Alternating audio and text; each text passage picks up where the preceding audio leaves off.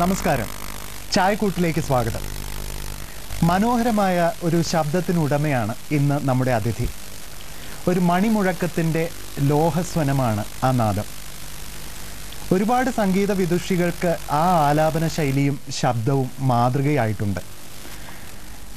ഒരുപാട് പ്രഗത്ഭരായ ഗുരുക്കളിൽ നിന്ന് പഠിച്ച് പല പ്രഗത്ഭരായ ശിഷ്യരിലേക്കും ആ ജ്ഞാനം പകർന്നു കൊടുത്ത ഒരു അധ്യാപിക കൂടിയാണ് സംഗീതജ്ഞയായ നമ്മുടെ അതിഥി.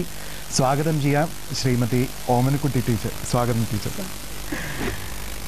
ആദ്യമായിട്ട് ഈ ശൈലിയെക്കുറിച്ച് തന്നെയാണ് എനിക്ക് ചോദിക്കാനുള്ളത്. വളരെ അനുപമമായ ഒരു ശൈലിയാണ്. ഒരുപാട് മോഡുലേഷൻസ് ഉള്ള, സാധാരണ കർണാടക സംഗീതജ്ഞർക്ക് കാണുന്ന വികലതകളൊന്നുമില്ലാത്ത, അതേസമയം രാഗവിസ്താരത്തിലും സ്വരപ്രസ്ഥാരത്തിലും മിതത്വവും കൃത്യതയും ശ്രുതിശുദ്ധതയും പാലിക്കുന്ന ഈ ഒരു ശൈലിയുടെ വികാസം എങ്ങനെയായിരുന്നു? അങ്ങനെ ഒരു ശൈലി ഉണ്ടെന്ന് എനിക്ക് തോന്നുന്നില്ല.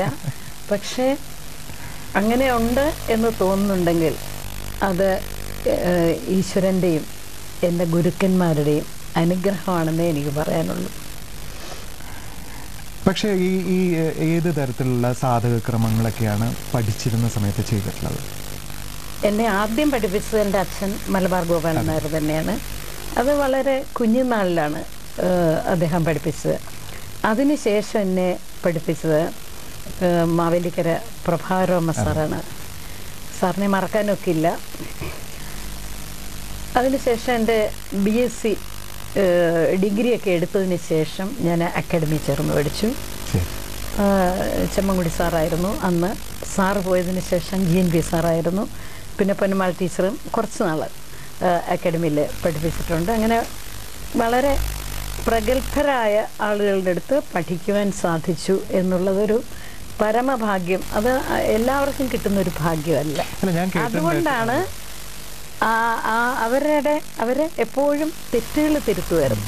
വീട്ടിലായാലും ഞാൻ കേട്ടിട്ടുണ്ട്, ടീച്ചറുടെ അമ്മയായാലും ടീച്ചർ ആദ്യത്തെ സ്വാതിർനാൾ കോളേജിലെ ആദ്യത്തെ ബാച്ചിലെ ഒരു ശിഷ്യയാണ് ടീച്ചറുടെ അമ്മ കമലാക്ഷി.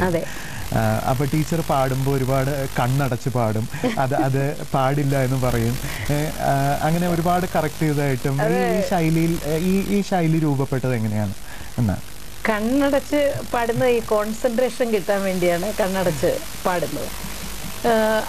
നമുക്ക് ഈ യോഗയിലും ഒക്കെ കണ്ണടച്ചല്ലേ, അപ്പം നമുക്ക് ധാരാളം കോൺസെൻട്രേഷൻ കിട്ടും. അപ്പോഴേ എല്ലാ അച്ഛനും അമ്മയും എന്നെ ശാസിച്ചിട്ടുണ്ട്. എന്ത് കുറ്റം കണ്ടാലും ശാസിക്കുമായിരുന്നു. അത് ടീച്ചേഴ്സും അതെ, അങ്ങനെയുള്ള കഴിവുള്ള ടീച്ചേഴ്സായിരുന്നു. അപ്പോൾ അവരെ ഈ കൈ കടിക്കുക, അതുപോലെ തന്നെ ക്ലാസ് ടൈം കഴിഞ്ഞു വന്ന് വാച്ചിൽ നോക്കുക, ഇതെല്ലാം അവർക്ക് വളരെ വിരോധമായിരുന്നു. ചെമ്മൻകുടി സാറിനൊക്കെ ഭയങ്കര വിരോധമായിരുന്നു. അപ്പം എപ്പോഴും നമ്മളുടെ തെറ്റുകൾ ഇങ്ങനെ ചൂണ്ടിക്കാണിക്കുമായിരുന്നു, സ്വന്തം മാതാപിതാക്കളെ പോലെ. അങ്ങനത്തെ ഗുരുക്കന്മാരെയാണ് കിട്ടിയിരിക്കുന്നത്.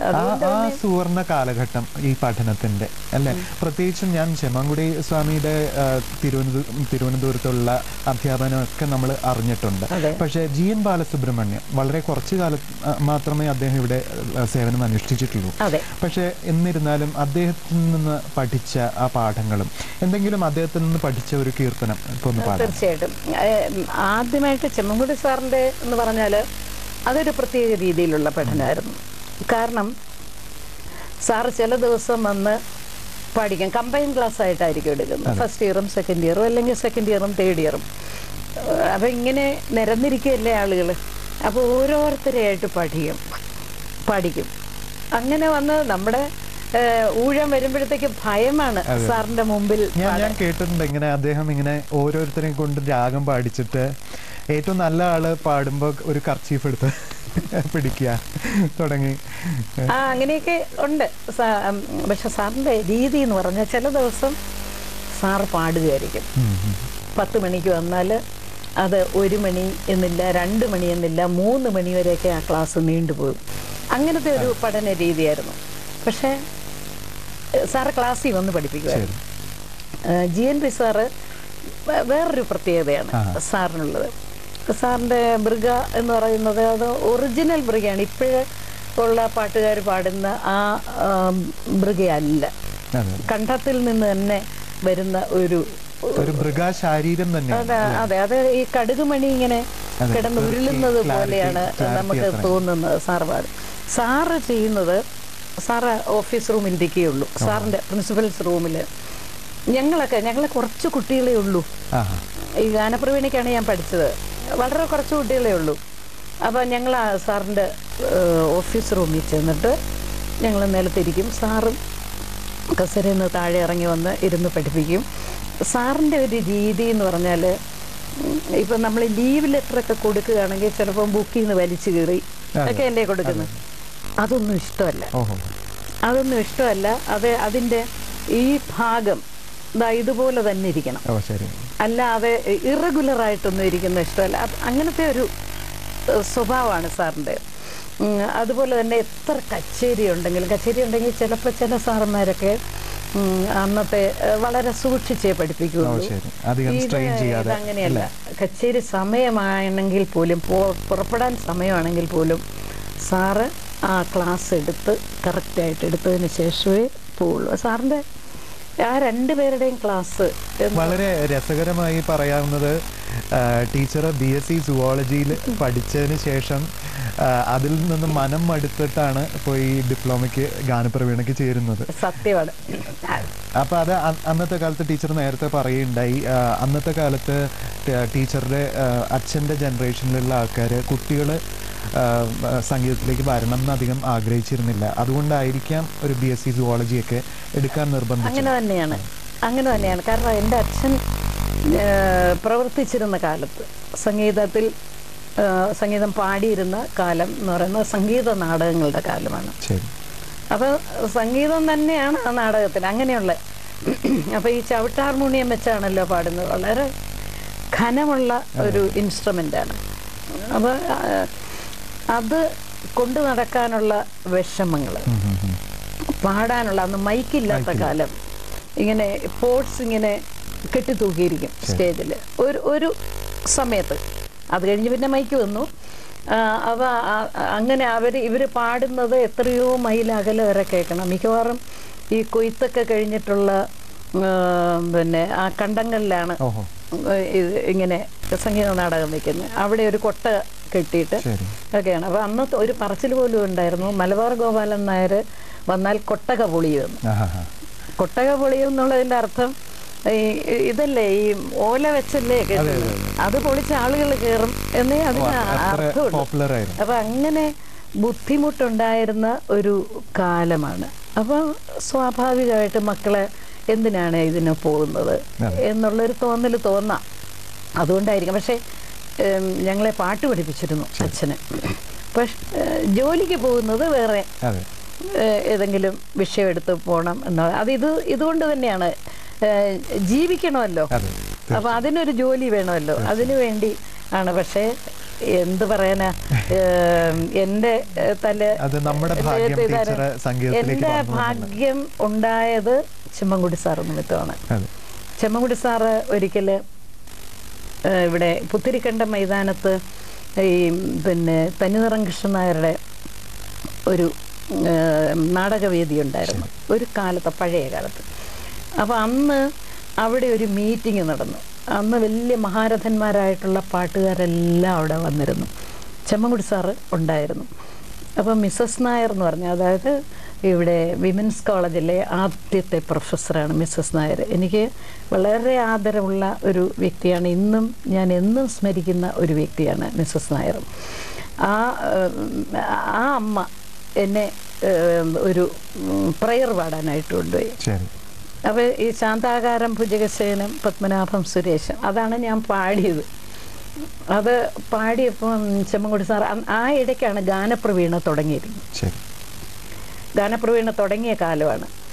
അപ്പോൾ ആരാണ് എന്താണ് എന്നൊക്കെ സാറിങ്ങനെ അന്വേഷിച്ചപ്പോൾ ഇങ്ങനെ കമലാക്ഷിയമ്മയുടെയും മലബാർ ഗോപാലൻ നായരുടെയും മകളാണ് എന്നാരോ പറഞ്ഞു. അപ്പം കമലാക്ഷിയെ ഞാൻ പഠിപ്പിച്ചിട്ടുണ്ട് എന്ന് സാറ് പറഞ്ഞു. പിന്നെ അച്ഛനെ ഉടനെ വരുത്തി, ഞങ്ങൾ തിരുവനന്തപുരത്തുണ്ടെന്ന് വരുത്തിയിട്ട് പറഞ്ഞു എന്ത് ചെയ്യാനാണ് ഭാവം. അന്ന് ഞാൻ BSc ഫൈനൽ ഇയറിന് പഠിക്കുകയാണ്. എനിക്കാണെങ്കിൽ ഈ ഓന്തിനെയും ഈ തവളയൊക്കെ കീറി എങ്ങനെയെങ്കിലും ഇതിൽ നിന്ന് രക്ഷപ്പെട്ടാൽ മതി എന്ന് വിചാരിച്ചിരിക്കുന്ന ഒരു കാലമായിരുന്നു. സ്കോർപിയൻ, ഇതിൻ്റെയൊക്കെ പിന്നെ ഇത് മണ്ണര, ഇതൊക്കെയാണല്ലോ നമ്മുടെ മുമ്പിൽ ഡിസക്ഷൻ വരുന്നത്. ടീച്ചർ അപ്പം നമ്മൾ നേരത്തെ പറഞ്ഞു നിർത്തിയ GNBയുടെ ടീച്ചർ പറഞ്ഞു ഒരു GNB പഠിപ്പിച്ച ഒരു പാട്ട് അല്ല, ഇത് പറഞ്ഞില്ല മുഴുവൻ. ചെമ്മൻകുടി സാറ് അന്ന് അച്ഛനെ വരുത്തിയിട്ട് പറഞ്ഞു, ഈ എന്തിനു വിടാനാണ് ഭാവം, ഒന്നിൽ സ്കൂൾ ടീച്ചർ അല്ലെങ്കിൽ മെഡിക്കലിനെ പഠിപ്പിക്കണം. അത് പറഞ്ഞു, പിന്നെ ടാലൻ്റുള്ള കുട്ടികളെ ഒരിക്കലും അങ്ങനെ ചെയ്യരുത്, അക്കാഡമി കൊണ്ട് വിട്, ഞാൻ 4 വർഷം ഇളവ് ചെയ്ത് തരാം, പക്ഷെ തീർച്ചയായിട്ടും ഒരു ഇൻ്റർവ്യൂ വെച്ചിട്ട് എന്ന് പറഞ്ഞു. അപ്പോൾ ഇൻ്റർവ്യൂ വെച്ചിട്ട് എൻ്റെ അടുത്ത് ധന്യാസി രാഗമൊക്കെയാണ് ചോദിച്ചത്. ഞാനത് എനിക്ക് ധന്യാസിയോ ഒന്നും അറിഞ്ഞൂടാ, പക്ഷെ സാറൊന്ന് പാടി തന്നപ്പോൾ ഞാൻ കേട്ട് ഞാനങ്ങ് പാടി. അങ്ങനെയാണ് ഞാൻ ചെമ്മൻകുടി സാറിൻ്റെ എന്തെങ്കിലും അവരിൽ നിന്ന് പഠിച്ച എന്തെങ്കിലും ഒരു ഞാൻ മുമ്പേ ചോദിച്ച GNBയുടെ എഴുത്തുനിന്ന്. GNB സാർ ആദ്യം ഞങ്ങളെ പഠിപ്പിച്ചത് സരസീരുഹാസനപ്രിയെ പുലിയൂർ ദർസ്വാമി അയ്യങ്കാരുടെ കൃതിയാണ്, നാട്ടരാട്ട്. സരസീരുഹാസനപ്രിയേയംബ സരസീരുഹാസനപ്രിയേയംബ സരസീരുഹാസനപ്രിയേയംബ സദാ വീണാഗാനപ്രിയേ സാനന്ദഹൃദയേ മയി സദയേ സരസീരുഹാസനപ്രിയേയംബ സദാ വീണാഗാനപ്രിയേ സാനന്ദഹൃദയേ മയി സദയേ സരസീരുഹാസനപ്രിയേ.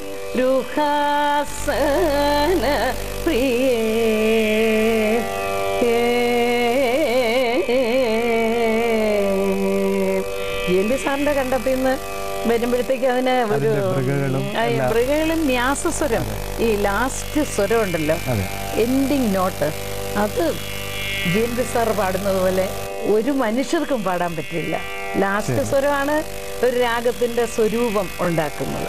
ഞാൻ നേരത്തെ ചോദിച്ച അന്നുണ്ടായിരുന്ന സാധകക്രമങ്ങളൊക്കെ എങ്ങനെയായിരുന്നു? സാധകക്രമം എന്ന് പറഞ്ഞാൽ എന്നെ സംബന്ധിച്ചിടത്തോളം ഈ 4 വർഷത്തെ പാഠങ്ങൾ എനിക്ക് പഠിച്ചെടുക്കണമായിരുന്നു ഫസ്റ്റ് ഇയർ ഗാനപ്രവീണിക്ക്. കാരണം അതൊന്നും ഞാൻ പഠിച്ചിട്ടില്ലല്ലോ. അപ്പോൾ എനിക്ക് ഒരുപാട് പ്രാക്ടീസ് ചെയ്യേണ്ടി വന്ന ഒരു കാലഘട്ടമായിരുന്നു. ഒരുപാട് കണ്ടമാനം പ്രാക്ടീസ് ചെയ്തെങ്കിലേ ബാക്കിയുള്ളവരുമായിട്ട് എനിക്ക് നിൽക്കാൻ പറ്റുള്ളൂ.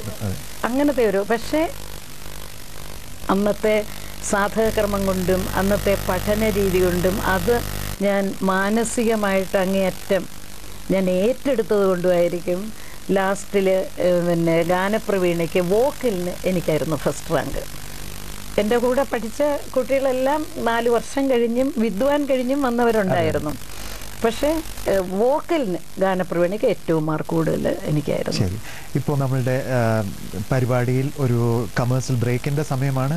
അതിനുശേഷം നമുക്ക് തിരിച്ചു വരാം.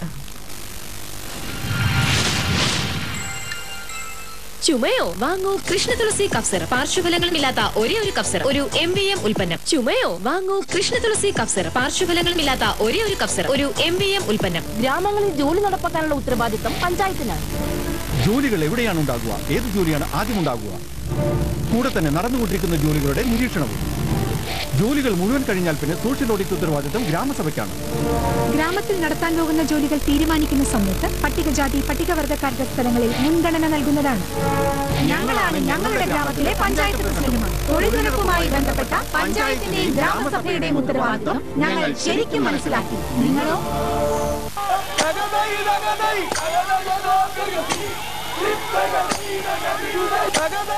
62ാമത് നെഹ്റു ട്രോഫി ജലോത്സവം ഓഗസ്റ്റ് 9-ാം തീയതി ശനിയാഴ്ച ഉച്ചയ്ക്ക് 2:30 മുതൽ 3 മണി വരെ മലയാളം ചാനലിലും 3 മണി മുതൽ 6 മണി വരെ ഭൂതല ചാനലിലും. തത്സമയ സംപ്രേഷണം ദൂരദർശനിൽ.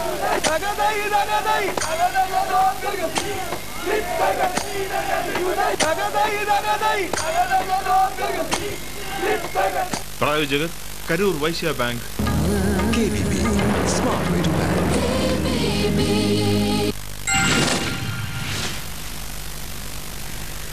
ചായക്കൂട്ടിലേക്ക് സ്വാഗതം.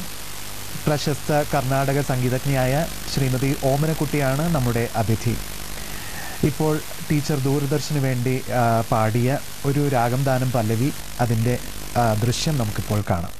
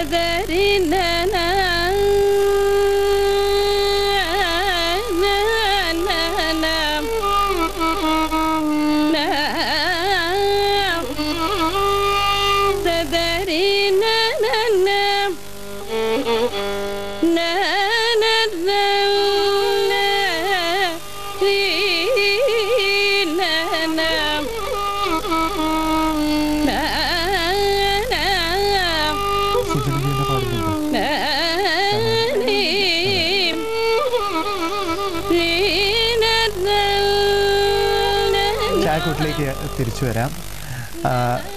നേരത്തെ നമ്മൾ പറഞ്ഞു നിർത്തിയത് സാധകക്രമത്തെ. ചെമ്മൻകുട്ടി സാറിൻ്റെ സാധകക്രമം എന്ന് പറഞ്ഞാൽ, സാറ് ഏതെങ്കിലും ഒരു കീർത്തനമോ അല്ലെങ്കിൽ വർണ്ണമോ പഠിപ്പിക്കുമ്പം അതിൻ്റെ സ്വരം അത് എഴുതാനൊന്നും സമ്മതിക്കത്തില്ല. അത് ഇങ്ങനെ എത്രയോ പ്രാവശ്യം പാടി ബൈഹാർട്ടാക്കണം എന്നുള്ളൊരു രീതിയായിരുന്നു. പിന്നെ രാഗം പാടുമ്പോൾ ആ ഒരു 1-2 സംഗതികളുണ്ട് അതിൻ്റെ രൂപം മുഴുവൻ ആദ്യമേ കാണിച്ചിരിക്കണം. അല്ലാതെ വേറൊരു പ്രവണതയുണ്ട്, ഇങ്ങനെ രാഗം കാണിക്കാതെ അവസാനം കൊണ്ട് കാണിക്കും. ഒരിക്കലും സാർ അത് സമ്മതിച്ചില്ല. ഇപ്പൊ രാഗം ദാനം പല്ലവിയിലും ആ കുറച്ച് ഫ്രേസസിൽ ഭൈരവിയുടെ എല്ലാ സത്തയും പാടി. അത് പിന്നെ ആകാര സാധകം അത് മസ്റ്റാണ്. അതുപോലെ ഉംകാര സാധകം. ഉംകാര സാധകം സാറ് പറയുന്നത് ഇങ്ങനെ പാടുമ്പോൾ അത് കഴിഞ്ഞ് ആകാരം വരുമ്പോഴത്തേക്ക് നല്ല ഫുൾ ത്രോട്ടിലാകും. അത് ഇങ്ങനെയൊക്കെയുള്ള സാധകക്രമങ്ങൾ അന്ന് കേട്ടിട്ടുള്ള പ്രശസ്തരുടെ കച്ചേരികളൊന്ന് പറയാമോ? പ്രത്യേകിച്ചും ഞാൻ മനസ്സിലാക്കിയിട്ടുള്ള അന്നത്തെ കാലത്ത് 3-4-5 മണിക്കൂറുകൾ കച്ചേരി. അതെ അതെ അതെ. അവിടെ അക്കാഡമിയിൽ മിക്കവാറും വലിയ പ്രശസ്തരായിട്ടുള്ള ഗായകരൊക്കെ വന്ന് പാടിയിട്ടുണ്ട്. അതിൽ ഒന്ന് DK ജയരാമനാണ്. DK ജയരാമൻ എനിക്ക് ഏറ്റവും ഇഷ്ടമുള്ള ഒരു ക്ലാസിക്കൽ പാടാന്തരം. പട്ടമ്മാളിൻ്റെയും പ്രത്യേകിച്ച് DK ജയരാമൻ്റെ പോലെ ഒരു പാടാന്തരം ഉണ്ടോ എന്ന് എനിക്ക് സംശയമാണ്. അപ്പം അങ്ങനെ പിന്നെ അദ്ദേഹത്തിൻ്റെ പാട്ടെനിക്ക് ഉണ്ട്. അതുപോലെ പട്ടമ്മാളിൻ്റെ, അതുപോലെ MS സുബ്ബലക്ഷ്മിയുടെ പാട്ടെന്ന് പറഞ്ഞാൽ എന്തായാലും അവരുടെ ആ ക്ലാരിറ്റി, വോയിസിൻ്റെ ശുദ്ധത, അതുപോലെ പിന്നെ MS-ൻ്റെ കീർത്തനങ്ങൾ നമുക്ക് ടേപ്പിൽ നിന്ന് എഴുതിയെടുക്കാം, വേറെ പുസ്തകമൊന്നും റെഫർ ചെയ്യേണ്ട ആവശ്യമില്ല. ആ ക്ലാരിറ്റി, പിന്നെ ഭാവം, ഭക്തിഭാവം. അപ്പം ഇങ്ങനെയൊക്കെയുള്ള ഒരുപാട് പേരുണ്ട്. R.K. ശ്രീകണ്ഠൻ, ഇവരൊക്കെ എന്ന് പറഞ്ഞാൽ അവരുടെ ജീവിതം തന്നെ സംഗീതമേ ജീവിതമായിരുന്നു. അന്ന് വീട്ടിലും ഒരുപാട് സംഗീതജ്ഞർ വന്നിരുന്നു അല്ലേ? ഞാൻ ഹരിപ്പാട്ടായിരുന്നു. 15 വയസ്സ് വരെ ഹരിപ്പാട്ടായിരുന്നു ഞാൻ താമസിച്ചിരുന്നത്. അവിടെ ഈ ഹരിപ്പാട്ട് ഉത്സവത്തിനൊക്കെ, ഈ ആറാട്ടിനെന്നല്ല 10ാം ഉത്സവം വരെയും സംഗീത കച്ചേരികളെ അന്നുണ്ടായിരുന്നുള്ളൂ. ഇപ്പോഴല്ലേ ഗാനമേളയും ബാലയും ഒക്കെ. അന്ന് കച്ചേരിക്കായിരുന്നു പ്രാധാന്യം. അപ്പോൾ അവിടെ ആരൊക്കെ വരുന്നോ വലിയ വലിയ വലിയ വലിയ ആളുകൾ വരുമായിരുന്നു. നാഗസർക്കാരായാലും അരുണാചലം ഒക്കെ വരുമായിരുന്നു. അമ്പലപ്പുഴ ബ്രദേഴ്സ് ഇവരെല്ലാം വരുമായിരുന്നു. പിന്നെ പാട്ടുകാരാണ് GNP sir, MS Pattammal, Radha Jayalakshmi, അന്നത്തെ വലിയ GNBയുടെ ശിഷ്യരല്ല, GNBയുടെ ഒരു ശിഷ്യനുണ്ട് ബാലസുബ്രഹ്മണ്യം എന്ന് പറഞ്ഞ, അദ്ദേഹത്തിന്റെ ശിഷ്യത്തികളായിരുന്നു. അപ്പൊ അങ്ങനെ ഒരുപാട് പേര് വന്ന് പാടുമായിരുന്നു. അവരെല്ലാം അച്ഛനെ കാണാൻ വരുമായിരുന്നു. അപ്പൊ അന്നേ സംഗീതക്കാരുമായിട്ടുള്ളൊരു തീർച്ചയായിട്ടും ഒരു അന്തരീക്ഷം. പിന്നെ ഒരു ഗുരുകുലവാസമായിരുന്നു. അച്ഛൻ്റെ ശിഷ്യരെല്ലാം വീട്ടിൽ തന്നെ ഒരു 10-12 പേര് വീട്ടിൽ തന്നെ താമസിക്കുമായിരുന്നു. അപ്പൊ അതുകൊണ്ട് എനിക്ക് തോന്നുന്നു ഒരു കൂട്ടുകുടുംബത്തിന്റെ എല്ലാ ഇതും ഉണ്ടായിരുന്നു. ഇത് രാമായണ മാസമാണ്, കർക്കിടകമാണ്. അപ്പോൾ ടീച്ചർ വളരെ പ്രശസ്തയാണ് രാമായണ പാരായണത്തിലൂടെ. ആകാശവാണിയിലായാലും ദൂരദർശനിലായാലും രാമായണ പാരായണത്തിലൂടെ നമ്മൾ ഒരുപാട് കേട്ടിട്ടുണ്ട് ടീച്ചറുടെ പാട്ട്. അപ്പോൾ രാമായണത്തിൽ നിന്ന് എന്തെങ്കിലും ഒന്ന്? രാമായണത്തിൽ നിന്ന് എനിക്ക് ഇഷ്ടപ്പെട്ട ഒരു ശ്ലോകമുണ്ട്.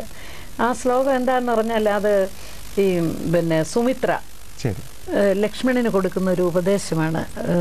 വനവാസത്തിനായിട്ട് പോകും. രാമനെ ദശരഥനായിട്ട് വിചാരിക്കണം,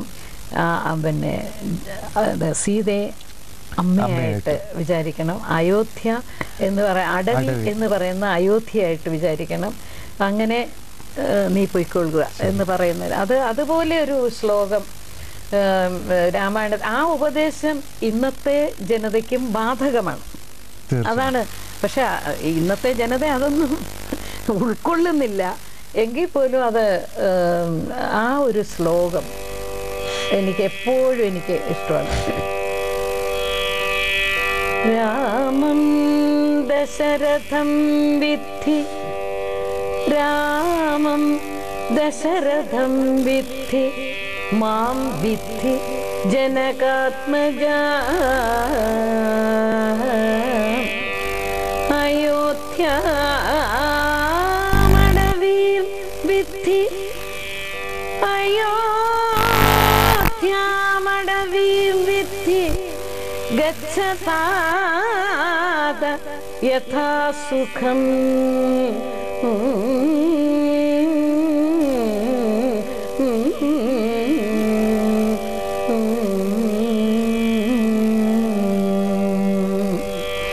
വളരെ മനോഹരമായിരിക്കുന്നു. നമ്മൾ നേരത്തെ പറഞ്ഞത് വീട്ടിൽ വന്നിരുന്ന പ്രഗത്ഭരെ കുറിച്ചാണ്. അപ്പോൾ ദേവരാജൻ ഒരു സ്ഥിരമായി വന്നിരുന്നു. അപ്പം ഞാൻ അറിഞ്ഞത് ദേവരാജൻ ടീച്ചറുടെ പാട്ട് കേട്ടിട്ട് വളരെ നല്ല റേഞ്ചാണ്, എസ് ജാനകിയെ പോലെ പ്രഗത്ഭയായ ഒരു സംഗീതജ്ഞയാവും, അപ്പോൾ സിനിമയിൽ പാടിക്കണം എന്ന് പറഞ്ഞപ്പോൾ എന്തുകൊണ്ടോ പിന്നെ അത് ഒരിക്കലും നടന്നില്ല. മനഃപൂർവ്വമായിരുന്നോ? അന്നൊക്കെ ഞാൻ ലൈറ്റ് മ്യൂസിക് ധാരാളം പാടുമായിരുന്നു. വോയിസ് ആണെങ്കിൽ ഭയങ്കര റേഞ്ച് വരുന്നു. അപ്പം ദേവരാജൻ മാസ്റ്റർ വീട്ടിൽ വന്നാൽ ഒരു കാര്യമുണ്ട്, മാസ്റ്റർ തമ്പുരു കൊണ്ടുവരാറില്ല കച്ചേരിക്ക്. അവിടെ എല്ലാം മാസ്റ്ററുടെ അച്ഛനും എൻ്റെ അച്ഛനും വലിയ കൂട്ടുകാരായിരുന്നു. അപ്പോൾ എൻ്റെ തമ്പുരു തന്തി മാറ്റിയിട്ട് അതാണ് കച്ചേരിക്ക് കൊണ്ടുപോകുന്നത് ദേവരാജൻ മാസ്റ്റർ. അപ്പം മാസ്റ്റർ വീട്ടിൽ വരാറുണ്ടായിരുന്നു. അപ്പോൾ എന്നെ കൊണ്ട് പാടിക്കുമ്പോൾ ഹാർമോണിയം ഇങ്ങനെ ഓരോ സ്വരങ്ങളായിട്ട് ഹാർമോണിയത്തിൽ കട്ടയിൽ അമർത്തുമ്പം അതിൻ്റെ ലാസ്റ്റ് വരെ കീന്നുള്ള ശബ്ദത്തിൽ ഞാൻ പാടുമായിരുന്നു. അന്ന് ക്ലാസിക്കലൊന്നും അധികം പഠിച്ചിട്ടില്ലല്ലോ, അതുകൊണ്ടാണ് ആ വോയിസ് റേഞ്ച് അത്രയും ഉണ്ടായിരുന്നത്. അവ എൻ്റെ അച്ഛൻ്റെ അടുത്ത് പറയായിരുന്നു, ഈ കുട്ടിയെ സിനിമയെ പാടിക്കാൻ വിട്ടാൽ വളരെ നല്ലൊരു ഇതുണ്ടാകും. പക്ഷെ അച്ഛന് ക്ലാസിക്കലിനോടായിരുന്നു താല്പര്യം. ആൺകുട്ടികളൊക്കെ അങ്ങനെ പോട്ടെ, പക്ഷേ പെൺകുട്ടിയെ ക്ലാസിക്കൽ പഠിപ്പിച്ചാൽ മതി എന്ന് പറഞ്ഞ് അങ്ങനെ എന്നെ ക്ലാസിക്കൽ പഠിപ്പിച്ച ഒരു 10-30 വർഷം ക്ലാസിക്കൽ അത് തന്നെ കൈകാര്യം ചെയ്തപ്പോൾ എനിക്ക് പിന്നെ ലൈറ്റ് മ്യൂസിക്കിലേക്ക് പോകാൻ പറ്റിയില്ല. അതുകൊണ്ട് ഇപ്പോഴത്തെ ഒരു ജനറേഷന് എൻ്റെ ഒരു മെസ്സേജാണ്, തീർച്ചയായിട്ടും ക്ലാസിക്കൽ മ്യൂസിക് പഠിക്കേണ്ടത് തന്നെയാണ്. പക്ഷെ അതിനോടൊപ്പം ലൈറ്റ് മ്യൂസിക്കും പ്രാക്ടീസ് ചെയ്യണം. എങ്കിൽ മാത്രമേ വോയിസ് റേഞ്ച് വരുള്ളൂ. അല്ലെങ്കിൽ ഒന്നും വേണ്ട. ഇപ്പോൾ 5.5 കട്ടയ്ക്ക് പാടുന്ന ഒരു പെൺകുട്ടിയാണെങ്കിൽ അതിൻ്റെ മധ്യമശ്രുതി ഇട്ടിട്ട് ലൈറ്റ് മ്യൂസിക്കും കൂടെ പാടി പരിശീലിക്കണം. ലൈറ്റ് മ്യൂസിക്കിൻ്റെ അതിർവരമ്പുകളെ അതും ക്ലാസിക്കലിന്റെ അതിർവരമ്പുകൾ കളയാതെ അതും പ്രാക്ടീസ് ചെയ്യണം. എങ്കിൽ മാത്രമേ രണ്ടും കൈകാര്യം ചെയ്യാനൊക്കെ ഉള്ളൂ. സിനിമയിൽ അധികം പാടിയിട്ടില്ലെങ്കിലും വളരെ ശ്രദ്ധേയമായി വാനപ്രസ്ഥം എന്ന സിനിമയിൽ ഒരു സക്കീർ ഹുസൈന്റെ മ്യൂസിക്കിലാണ് പാടിയത്. മ്യൂസിക് നമ്മുടെ തന്നെയാണ്. ഒരു പദത്തിന്റെ ഭാഗം നമുക്കിപ്പോൾ കാണാം, അതിന്റെ ദൃശ്യം. അല്ല, ആ പദം ഏതെങ്കിലും അത് നമുക്കിപ്പോൾ കാണാം. കണ്ടു ഞാൻ തോഴിയൻ കാമാനുരൂപനേ,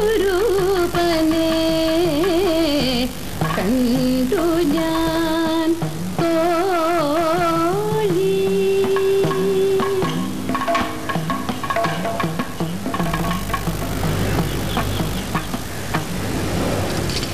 കൺകളിൽ കാൺമതിളകാത്ത മിന്നൽ, ആ കൈകളിൽ വിണ്ണിനെ വെല്ലുന്ന പൗരുഷം. വെൺമണി ഹരിദാസ്. പക്ഷെ ഡയറക്ഷൻ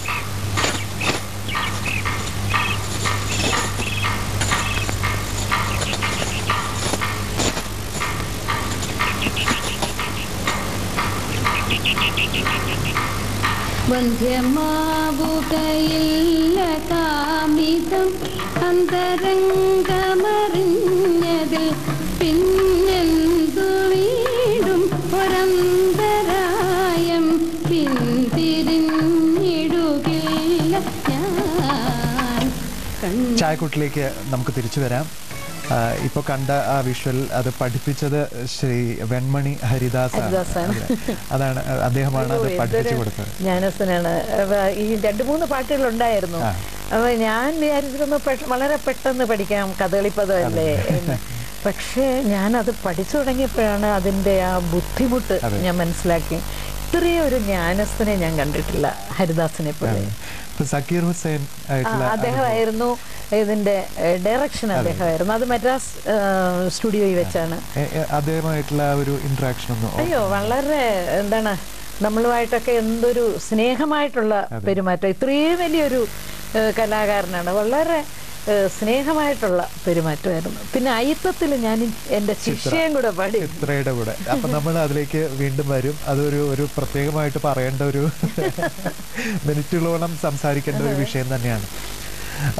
നമുക്കിപ്പോൾ കർണാടക സംഗീതത്തിൽ സ്ത്രീകളുടെ സാന്നിധ്യം എന്നും സജീവമായി തന്നെ ഉണ്ടായിരുന്നു. നേരത്തെ നമ്മൾ പറഞ്ഞ പോലെ MS Subbalakshmi, ML Vasanthakumari, DK Pattammal തുടങ്ങി നമ്മുടെ കേരളത്തിലും ഒരുപാട് സ്ത്രീകൾ ഉണ്ടായിരുന്നു. പക്ഷെ എന്നിരുന്നാലും പ്രഗത്ഭർ പലരും സ്ത്രീകളുടെ സംഗീതത്തെ മോശമായി കരുതി. അതേപോലെ പക്കമേളം വായിക്കുന്ന ആൾക്കാർ സ്ത്രീകളുടെ കൂടെ അകമ്പടി സേവിക്കാൻ പോവാതിരിക്കുക തുടങ്ങി എല്ലാം നമ്മൾ കണ്ടിട്ടുണ്ട്. ഈ സ്ഥിതിവിശേഷം ടീച്ചർ എങ്ങനെ നോക്കിക്കാണും? ഇത് പറയുമ്പോൾ ആദ്യമായിട്ട് പട്ടമ്മാളിനെ 2 കൈയുമെടുത്ത് കൈ കൂപ്പണം. കാരണം വളരെ ഓർത്തഡോക്സ് ഫാമിലിയിലുള്ളൊരു സ്ത്രീയായിരുന്നു. അന്ന് ദേവദാസികൾ മാത്രമാണ് സംഗീതം കൈകാര്യം ചെയ്തിരുന്നത്.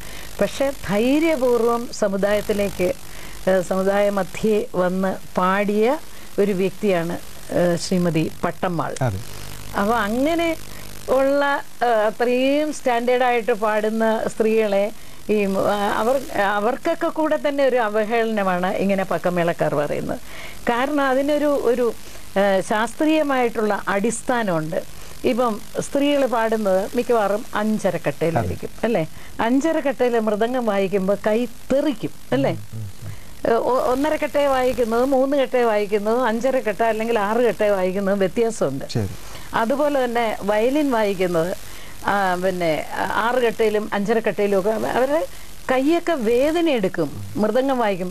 അപ്പം വീണടം വിദ്യ എന്നുള്ള ഒരു രീതിയിൽ ഞങ്ങൾ സ്ത്രീകൾക്ക് വായിക്കത്തില്ല. അവര് നേരെ പറയുന്നത് ഈ ഇതിന്റെ ഇൻസ്ട്രുമെന്റ്സിന്റെ സൗണ്ട് ക്വാളിറ്റി തന്നെ മാറുന്നു എന്നാണ് പറയുന്നത്. മാറില്ല, അത് ഫ്രീക്വൻസി. ഇത് ഇപ്പൊ 1 കെട്ട് മുതൽ 6 കെട്ട് വരെ വരുമ്പോൾ അതിന്റെ ഫ്രീക്വൻസി സ്വാഭാവികമായിട്ട് മാറും. പക്ഷെ വായിക്കാൻ വിഷമമാണ്.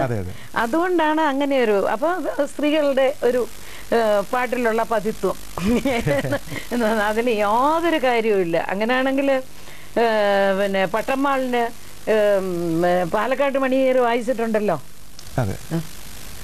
പഴയ കാലത്ത് വായിച്ചിട്ടുണ്ടല്ലോ. എന്താണ് ഇക്കാലത്ത് ഇങ്ങനെ വന്നത്?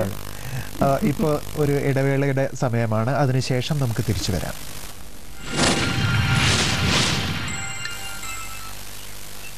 മഹാത്മാഗാന്ധി നരേഗയില് ജോലി ചെയ്തിട്ട് ഇപ്പൊ 15 ദിവസം പോലും ആയില്ല.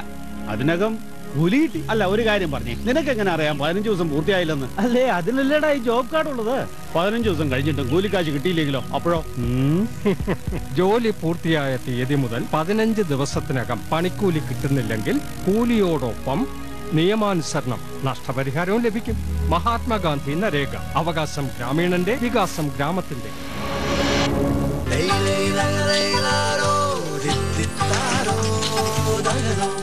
ഓണം പൊന്നോണമായി പൂവിളിയായി മേലെ മേലെ നിലാവെൺമുകിൽ ആരും പറയാതോതി. തിരുവോണം ബമ്പർ 2014 ഒന്നാം സമ്മാനം 6 കോടി രൂപ, 6 കോടി രൂപയുടെ രണ്ടാം സമ്മാനങ്ങൾ, മറ്റനേകം സമ്മാനങ്ങൾ. ഭാഗ്യാന്വേഷികളുടെ ഓണപ്പാച്ചിൽ. ചായക്കുട്ടിലേക്ക് വീണ്ടും സ്വാഗതം. പ്രശസ്ത സംഗീതജ്ഞയായ കെ ഓമനക്കുട്ടി ടീച്ചറാണ് നമ്മുടെ അതിഥി. കേരളത്തിലെ കർണാടക സംഗീതത്തിൻ്റെ സ്ഥിതി ഇന്ന് നമുക്ക് പരിശോധിക്കുകയാണെങ്കിൽ ഒരുപാട് ടാലൻറ്റഡ് ആയിട്ടുള്ള ആൾക്കാരുണ്ട്, ചെറുപ്പക്കാരായാലും. പക്ഷേ ദേശീയ തലത്തിലും പുറം നാടുകളിലുമൊക്കെ ശ്രദ്ധിക്കപ്പെടുന്ന വളരെ കുറച്ച് ആൾക്കാരേ ഉള്ളൂ. എന്തുകൊണ്ടാണ് ഈ നമ്മുടെ കേരളത്തിലെ ആർട്ടിസ്റ്റിന് സ്വീകാര്യത ലഭിക്കാതെ പോകുന്നത്? കേരളത്തിലെ ആർട്ടിസ്റ്റ് എന്ന് പറഞ്ഞാൽ സ്ത്രീകളാണേലും പുരുഷന്മാരാണേലും, ഞാൻ ചില ഓഡിഷൻ ബോർഡിലൊക്കെ ഇരിക്കുമ്പോൾ ശ്രദ്ധിച്ചിട്ടുണ്ട്, ഓൾ ഇന്ത്യ ബേസിസിലെടുത്താൽ ഏറ്റവും ടാലൻറ്റഡ് ആയിട്ടുള്ളതും ഏറ്റവും ശബ്ദശുദ്ധിയുള്ള പ്രത്യേകിച്ച് മെയിൽ വോയിസ് കേരളത്തിൽ തന്നെയാണുള്ളത്. പക്ഷേ അവർക്ക് അവരെ നമ്മുടെ ഗവൺമെൻറ് തലത്തിലാണെങ്കിലും മറ്റ് രീതികളിലാണെങ്കിലും അവരെ ഉയർത്താൻ ആളുകളില്ല എന്നുള്ളത്. ഈ ഒരു പ്രോത്സാഹനം കൊടുക്കുമ്പോഴേ പാടണമെന്ന് തോന്നുള്ളൂ പലർക്കും. ആ പ്രോത്സാഹനം ഇല്ലെങ്കിൽ ഇത്രയൊക്കെ മതി, 10 പിള്ളേരെ പഠിപ്പിച്ചുകൊണ്ടിരുന്നാൽ മതി എന്നുള്ളൊരു ഇത് വരും. നേരെ മറിച്ച് അവർക്ക് മിക്കവാറും കച്ചേരികളും ഒക്കെ ഉണ്ടെങ്കിൽ തീർച്ചയായിട്ടും അവർ കൂടുതൽ പ്രാക്ടീസ് ചെയ്യും. ഇതെന്താ ചെയ്യുന്നത്? നമ്മുടെ ആളുകളെയും കൂടെ കുറച്ച് പറയണം. ഈ വെളിയിലുള്ള ആളുകൾക്ക് അവരാനയാണ് പൂനെയാണ് എന്ന് പറഞ്ഞാൽ അവർക്ക് കൂടുതൽ അവസരങ്ങൾ കൊടുക്കുക. എന്താ, കേരളത്തിൽ പാടാൻ ആളില്ലേ? പിന്നെ മെയിൽസിലാണേലും ഫിമെയിൽസിലാണേലും ഉണ്ട്.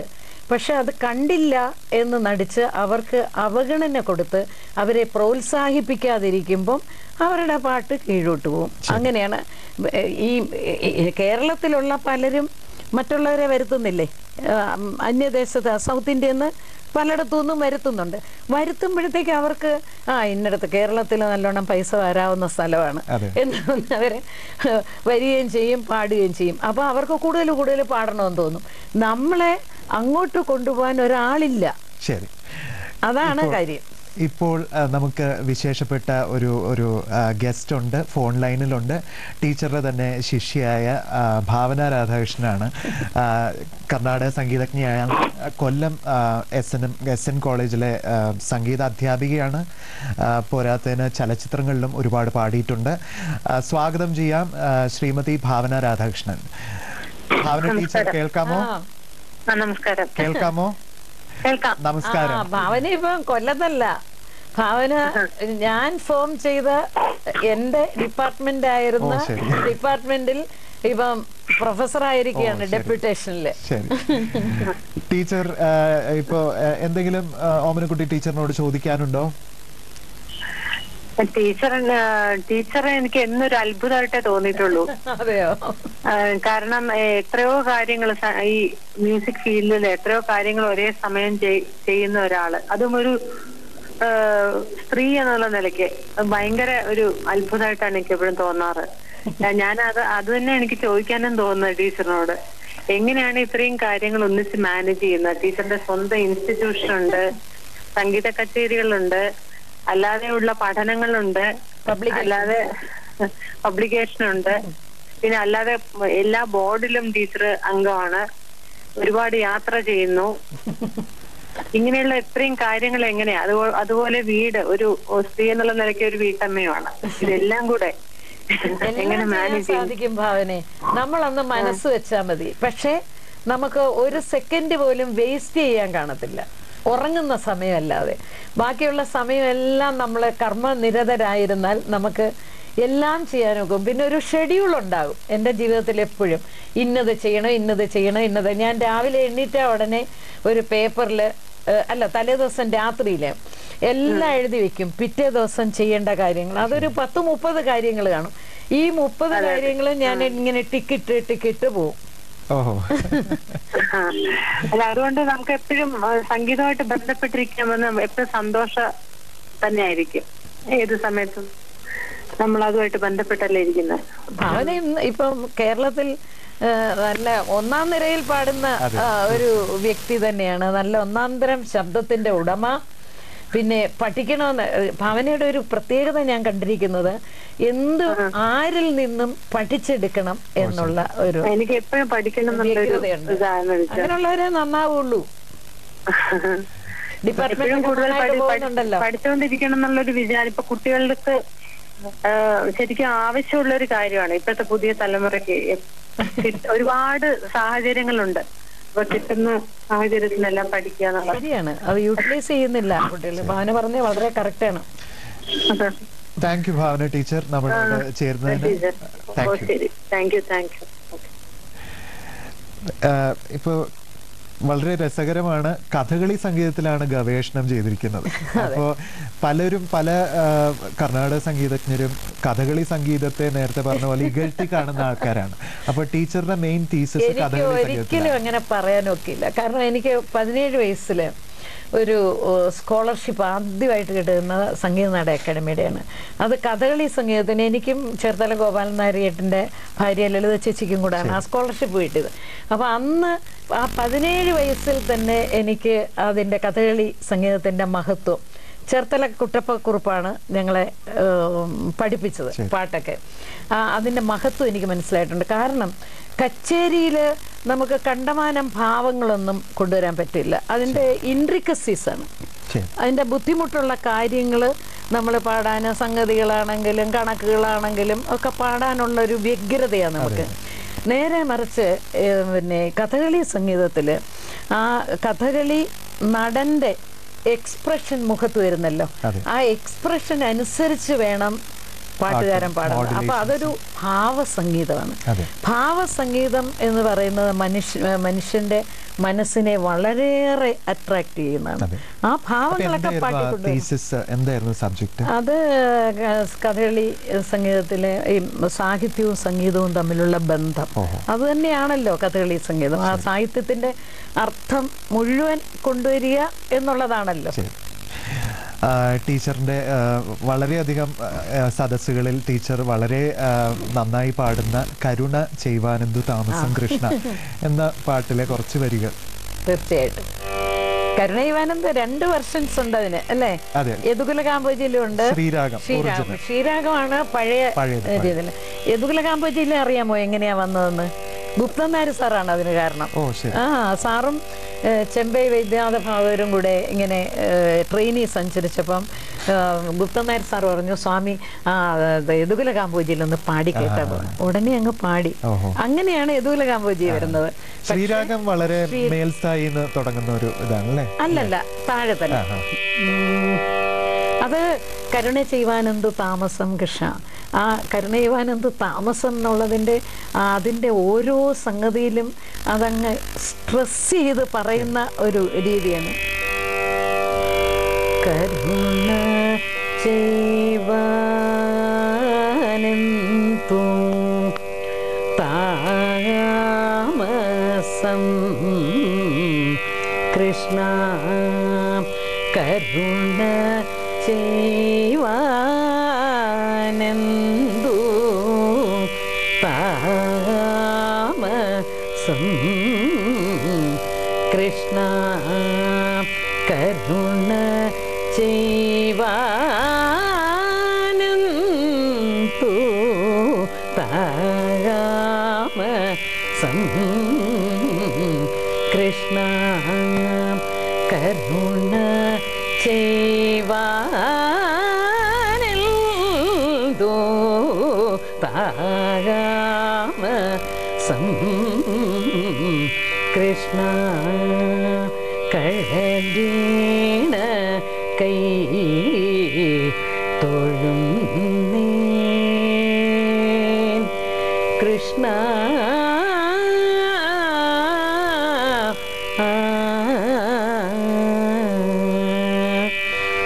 അത് വേണ്ടവണ്ണം പാടിയ കൃഷ്ണൻ എങ്ങനെ കരുണ ചെയ്യാതിരിക്കും.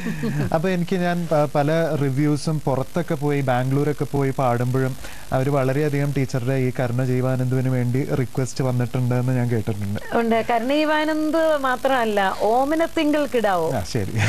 ഒരിക്കലും ഞാൻ മദ്രാസ് മ്യൂസിക് അക്കാദമി പാടിക്കൊണ്ടിരിക്കുകയായിരുന്നു. അപ്പൊ എനിക്കറിഞ്ഞൂടെ ഈ മലയാള കീർത്തനങ്ങളൊന്നും അവിടെ ആരും പാടാറില്ലല്ലോ. അപ്പോൾ പിന്നെ കച്ചേരിയുടെ എൻഡിൽ നമ്മൾ കുറച്ച് ലൈറ്റ് ക്ലാസിക്കലായിട്ടുള്ള പാട്ടുകൾ പാടും. അപ്പം അങ്ങനെ പാടിക്കൊണ്ടിരുന്നപ്പം ബാംഗ്ലൂരിൽ നിന്നുള്ള ഒരു നാഗരാജൻ എന്നും പറഞ്ഞൊരു വലിയ ക്രിറ്റിക്കുമാണ്, വലിയ രസികനാണ് പാട്ടിൽ. അദ്ദേഹം എണ്ണീറ്റ് നിന്നു. എണ്ണീറ്റിട്ട് പറഞ്ഞു, doctor Omanakkutty, you please sing that Omanathinkal Kidavo composed by Irayimman Thampi എന്ന് പറഞ്ഞു. അപ്പോഴാണ് ഞാൻ ആലോചിച്ചത്, എന്താ ഈ ഓമനത്തിങ്കൾ കിടാവോ ഇത്ര വലിയ ഇത്. ഞാനത് പാടി ഭയങ്കര ക്ലാപ്പിംഗ് എനിക്ക് കിട്ടിയത്. ഇപ്പൊ അതിനുശേഷമായിരിക്കാം ഒരുപക്ഷെ ഡാൻസിലൊക്കെ ഒരുപാട് ഭരതനാട്യം. ഈ ഓമനത്തിങ്കൾ കിടാവോയില് ഉള്ള അതിന്റെ ആ കുഞ്ഞിനെ ഉപമിക്കുന്നത് ലോകത്തുള്ള നല്ല കാര്യങ്ങളെല്ലാമാണ് അതിൽ പറയുന്നത്. എങ്ങനെ പിന്നെ സ്വാതിരുന്നാൾ ഏറ്റവും വലിയൊരു കമ്പോസറായത് വാസ്തവത്തിൽ ഓമനത്തിങ്കൾ കിടാവോ കേട്ട് വളർന്നുകൊണ്ടാണ്. പക്ഷെ നമ്മുടെ കുട്ടികൾ വളരെ അഗ്രസീവ് ആകുന്ന അത്തരം പാട്ട് കേട്ട് വളരുന്നതുകൊണ്ടാണ്. അതിന്റെ രണ്ടു വരികൾ ഓമനത്തിങ്കൾ കിടാവോ.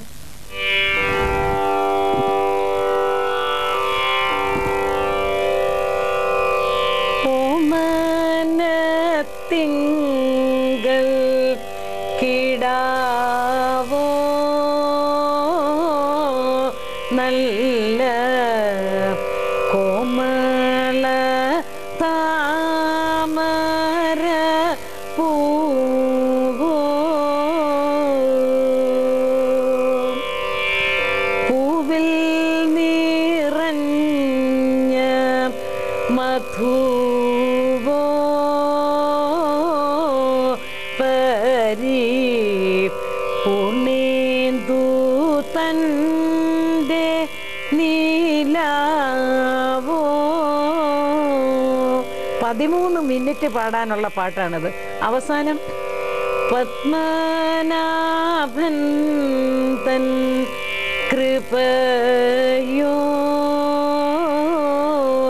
ഇനി ഭാഗ്യം വരുന്ന വഴിയോ. ഇപ്പൊ ഒരു ഇടവേളയ്ക്കുള്ള സമയമാണ്. അതിനുശേഷം തിരിച്ചു വരാം ചായക്കൂട്ടിലേക്ക്.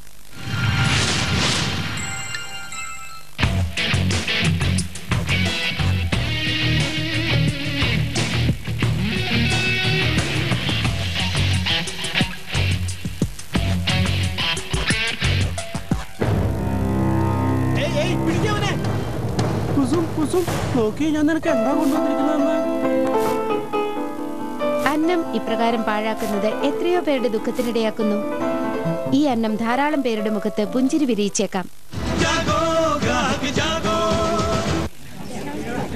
സാറേ, ഇതാ എന്റെ ജോബ് കാർഡ്. പിന്നെ ഇത് ജോലിക്കുള്ള അപേക്ഷ. ശരി, എന്നാ രസീത് തന്നാട്ടെ. അല്ലേ എത്രയ്ക്ക് വിശ്വാസമില്ല എന്നെ? ഇത് നിയമമാ സാറേ. രസീത് തന്നില്ലെങ്കിൽ പിന്നെ എങ്ങനെ അറിയാനാ 15 ദിവസത്തിനകം എനിക്ക് ജോലി കിട്ടിയില്ലേ എന്ന്? പിന്നെ 15 ദിവസത്തിനും ജോലി കിട്ടിയില്ലെങ്കിൽ എനിക്ക് എങ്ങനെ തൊഴിലില്ലായ്മ ഭത്ത കിട്ടണത്? പറഞ്ഞാട്ടെ. മഹാത്മാഗാന്ധി നരേഗ ഇപ്പൊ ശരിയായി.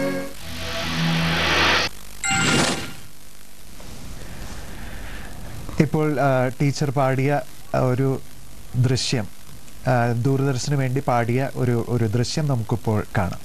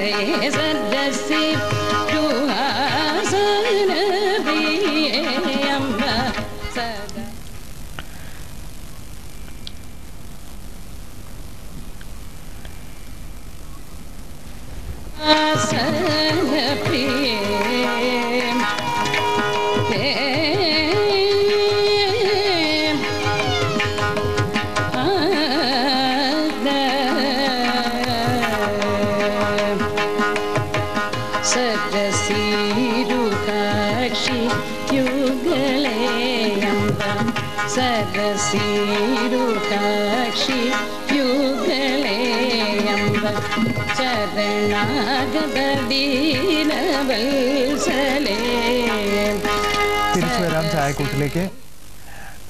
നേരത്തെ പറഞ്ഞ GN ബാലസുബ്രഹ്മണ്യം പഠിപ്പിച്ച കൃതിയാണ്. ഇനി നമുക്ക് പറയാനുള്ളത് വളരെ പ്രാധാന്യമർഹിക്കുന്ന, ടീച്ചറുടെ സംഗീതത്തോളം തന്നെ സാധാരണക്കാർക്ക് പ്രശസ്തമാണ്. ടീച്ചർ ചിത്രയുടെ ഗുരുവാണ്. അതുപോലെ അമൂല്യമായ ഒരു ശിഷ്യ സമ്പത്ത് തന്നെയുണ്ട്. അരുന്ധതി, ബിന്നി കൃഷ്ണകുമാർ, അതുപോലെ ഭാവന, അതുപോലെ ഒരുപാട് അതെ കർണാടക സംഗീതം മാത്രം ചെയ്യുന്ന കുറെ ശിഷ്യരും ഉണ്ട്.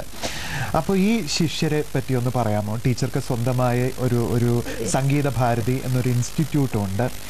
ശിഷ്യര് എന്ന് പറയുന്നത് വാസ്തവത്തിൽ എൻ്റെ സ്വത്താണ്, യാതൊരു സംശയമില്ല. എൻ്റെ ശിഷ്യരെല്ലാം എന്നോട് വളരെ, ഞാൻ പഠിപ്പിച്ചിട്ടുള്ള വളരെ നാളുകൾ പഠിപ്പിച്ചിട്ടുള്ള ശിഷ്യരെല്ലാം തന്നെ എന്നോട് വളരെ കാര്യമാണ്. ഇപ്പം അരുന്ധതി ആയാലും ചിത്രയായാലും, ചിത്രയൊക്കെ ഞാനൊന്ന് വിളിച്ചാൽ അഥവാ അപ്പോഴ് ഇങ്ങോട്ട് പറയാൻ നിവൃത്തിയില്ലെങ്കിലും അത് കഴിഞ്ഞ് മിസ്ഡ് കാൾ കണ്ട ആ നിമിഷം പാതിരയാണെങ്കിലും എന്നെ വിളിച്ചിരിക്കും. ഞാൻ കേട്ടിട്ടുള്ളത് ചിത്ര മദ്രാസിൽ പോയതിനു ശേഷം ടീച്ചർ ചോദിച്ചു, അവിടെയൊക്കെ ഒരുപാട് പ്രഗത്ഭരില്ലേ, അവരുടെ അടുത്ത് പഠിക്കാൻ പാടില്ലേ എന്ന് ചോദിച്ചപ്പോൾ ചിത്ര പറഞ്ഞു, എനിക്ക് നല്ലൊരു സ്റ്റൈല് കിട്ടിയിട്ടുണ്ട്, ഇനി അത് കളയണ്ട, കലർപ്പ് വരുത്തണ്ട എന്ന് പറഞ്ഞു. ശരിയാണ്, പറഞ്ഞിരുന്നു. അപ്പോൾ പിന്നെ ചോദിക്കാനുള്ളത്, ഈ സംഗീത ഭാരതിയിൽ പ്രത്യേകമായും വോയിസ് കൾച്ചറിന് നിങ്ങൾ ഒരുപാട് പ്രാമുഖ്യം കൊടുക്കുന്നു. ഞങ്ങള് കൊച്ചുകുട്ടികൾ 4 വയസ്സ് മുതലുള്ള കുട്ടികൾ വരുന്നുണ്ട്. ഇപ്പൊ മരുതൂർക്കടവില് അതിന്റെ സ്വന്തം സ്ഥാപനം ആയി കഴിഞ്ഞു. കരമനയാറിന്റെ തീരത്ത് നല്ല പ്രകൃതി രമണീയമായ ഒരു സ്ഥലമാണ്. അപ്പൊ അവിടെ 4 വയസ്സ് മുതലുള്ള കുട്ടികൾ വരുന്നുണ്ട്. അവരെ ആദ്യം വോയിസിലാണ് ഞങ്ങൾ ശ്രദ്ധിക്കുന്നത്, താളവും വോയിസും. അപ്പോൾ ആ വോയിസ് ആണല്ലോ നമ്മുടെ ക്ലാസിക്കൽ മ്യൂസിഷ്യൻസ് പലരും, എല്ലാവരും എന്ന് പറയാനൊക്കെ ഇല്ല, ശ്രദ്ധിക്കാത്തതും വോയിസിലാണ്. അപ്പോൾ വോയിസിൽ കൂടെ അല്ലേ നമ്മൾ കേൾക്കുന്നത്. അപ്പോൾ അത് നന്നായിരിക്കണ്ടേ. അപ്പോൾ അതിന് പ്രാധാന്യം കൊടുക്കാറുണ്ട്. അതിന്റെ ചില എന്തെങ്കിലും ഒന്ന് ഡെമോൺസ്ട്രേറ്റ് ചെയ്യാമോ? ഒരു വോയിസിന്റെ ഡെപ്ത് കൂട്ടാനോ അല്ലെങ്കിൽ വോയിസിന്റെ റേഞ്ച് കൂട്ടാനോ? ഏതൊക്കെ തരത്തിലുള്ള വോയിസ് കൾച്ചർ ടെക്നിക്സ് ആണ് പഠിപ്പിക്കുന്നത്? ഞങ്ങൾ പഠിപ്പിക്കുന്ന ഒന്നാമത് ഈ 12 സ്വരസ്ഥാനങ്ങൾ, അത് ഹൃദയസ്ഥമാക്കും കുട്ടികളെ. ഈ 12 സ്വരസ്ഥാനങ്ങളാണ് എല്ലാ പാട്ടുകളിലും അത് മാറി മാറിയാണ് വരുന്നത്. സ രി ഗ ഗ മ മ അങ്ങനെ അതങ്ങ് ഹൃദയസ്ഥമാക്കും. എല്ലാ ക്ലാസ്സിലും പഠിപ്പിക്കും. പിന്നെ സ ഷഡ്ജം, ആ ഷഡ്ജം അരമണിക്കൂർ ഒക്കെ പാടാൻ പറയും.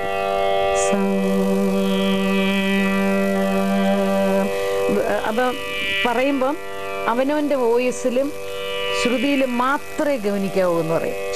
അപ്പോഴറിയാം നമ്മുടെ വോയിസിൽ വരുന്ന ഫ്ലക്ച്വേഷൻസും ഒരുപാട് അങ്ങോട്ടും ഇങ്ങോട്ടും ഒക്കെ പോകുന്നതൊക്കെ അപ്പം മനസ്സിലാക്കാനൊക്കും.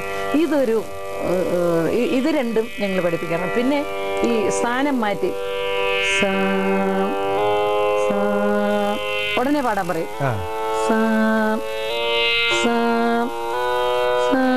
ഇതിങ്ങനെ ഇങ്ങനെ ഇത് മാറ്റി മാറ്റി പാടാൻ പറയും. ശരി ശരി.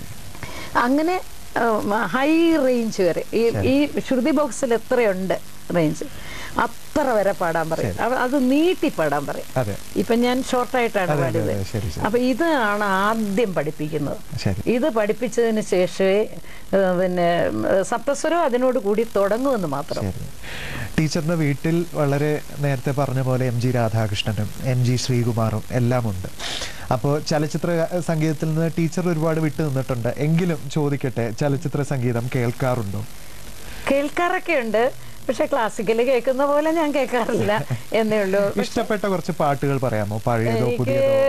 എന്തോ എൻ്റെ ചേട്ടനോടുള്ള സ്നേഹം കൊണ്ടാണോ അതോ പിന്നെ ആ റെക്കോർഡിങ്ങിന് ഞാൻ ഉണ്ടായിരുന്നുകൊണ്ടാണോ ദേവാസുരത്തിലുള്ള സൂര്യകിരീടം എനിക്ക് വളരെ ഇഷ്ടപ്പെട്ട, എന്നുവെച്ചാൽ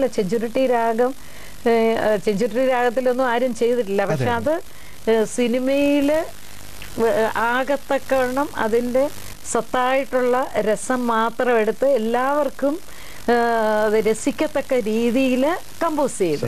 അതുകൊണ്ടാണ് അത്. ചിത്രയുടെ ഇഷ്ടപ്പെട്ട പാട്ടുകൾ ഏതൊക്കെയാണ്? ചിത്രയുടെ ഒട്ടുമിക്കയല്ല എല്ലാ പാട്ടുകളും എനിക്ക് ഇഷ്ടമാണ്. കാരണം അത്ര പെർഫെക്ഷനുള്ള കുട്ടിയാണ് സംഗീതത്തിൽ. അതുകൊണ്ട്